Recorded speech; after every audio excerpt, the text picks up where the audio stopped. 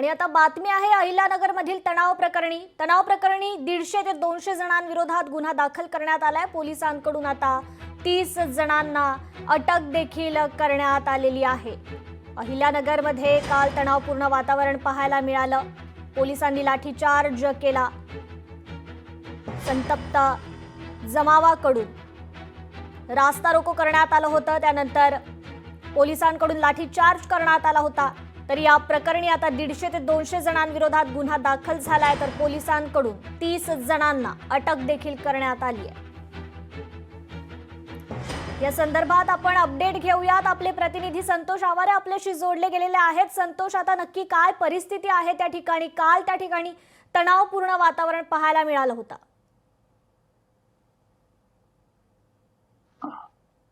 निश्चितच कृपा, आता सध्या अहिल्यानगर शहरामध्ये तणावपूर्ण शांतता आता पाहायला मिळते। काल झालेल्या घटनेसंदर्भात पोलिसांनी एकूण 150 ते 200 जणांविरोधात अहिल्यानगरच्या तोफखाना पोलीस ठाण्यात गुन्हा दाखल करण्यात आलेला आहे। यामध्ये 39 जे आरोपी आहेत ते निष्पन्न झालेले आहेत। यामध्ये 30 जणांना अटक करण्यात आली असून 6 जण जे आहेत ते अल्पवयीन असल्याची माहिती पोलिसांनी दिली आहे। काल घडलेल्या गौरी दौड प्रकरणामध्ये मुस्लिम जे धर्मगुरू आहेत यांची जी विटंबना झाली ती या प्रकरणी कोतवाली पोलीस ठाण्याला सकाळी एक गुन्हा दाखल करण्यात आला होता आणि यामध्ये संग्राम रासकर या आरोपीला अटक करण्यात आली होती। काल त्याला न्यायालयात हजर केला असता न्यायालयाने त्याला 2 दिवसाची पोलीस कोठडी दिलेली आहे। यानंतर जो मुस्लिम समाज आक्रमक होऊन नगर संभाजी महामार्गावर जो रास्ता रोको आंदोलन करण्यात आलं, यामध्ये 1 तास चाललेल्या या आंदोलनानंतर जो एक गट आहे तो कुठेतरी आक्रमक झाला आणि त्यांनी कुठेतरी दगडफेक करण्यास सुरुवात झाली। या दगडफेकीमध्ये 7 पोलीस देखील यामध्ये किरकोळ जखमी झालेले आहेत। या संदर्भात पोलिसांनी केलेल्या लाठीचार्ज म्हणजे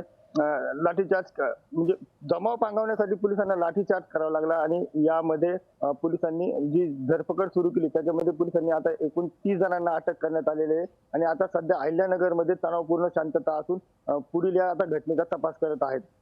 निश्चितच संतोष, हे प्रकरण पाहता खरं तर असा प्रश्न उपस्थित होतोय की काही समाजकंटकांकडून धार्मिक तेढ निर्माण करण्याचा प्रयत्न होतोय का, असा सवाल उपस्थित होतोय। निश्चितच कृपा, आपण पाहायला गेलो की गेल्या अनेक दिवसांपासून अहमदनगर शहरामध्ये जी आहे ती तणावपूर्ण परिस्थिती पाहायला मिळत आहे।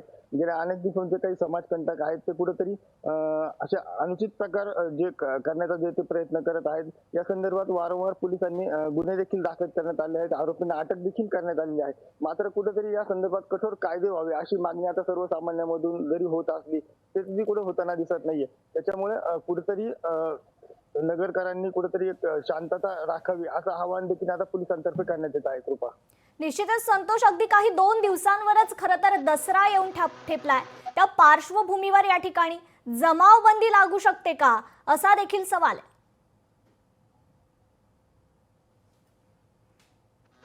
निश्चितच कृपा, आपण जर पाहायला गेलो की कालच्या या घटनेमुळे अहिल्यानगर शहरातल्या व्यापारी वर्गामुळे आणि नागरिकांमुळे कुठेतरी भीतीचं वातावरण जे निर्माण झालेलं आहे। मात्र कालची जी घटना घडली आणि पोलिसांनी तात्काळ या संदर्भात जी दक्षता घेतली त्याच्यामुळे कुठेतरी ह्या जमावाला पांगण्यास यश आले आहे। त्याच्यामुळे आता सध्या तरी शांतता असली पण काही अनुचित प्रकार घडू नये यासाठी अहिल्यानगरच्या शहरातील विविध भागामध्ये ठोस असा पोलीस बंदोबस्त नेमण्यात आलेला आहे। जे काही स्पेशल फोर्स असेल ते देखील अहिल्यानगर शहरामध्ये पाचारण करण्यात आले।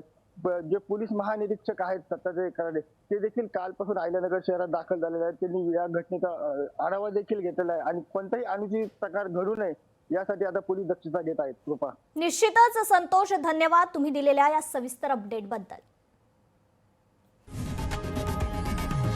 लोकशाही मराठी ऐका, पहा, जागरूक रहा।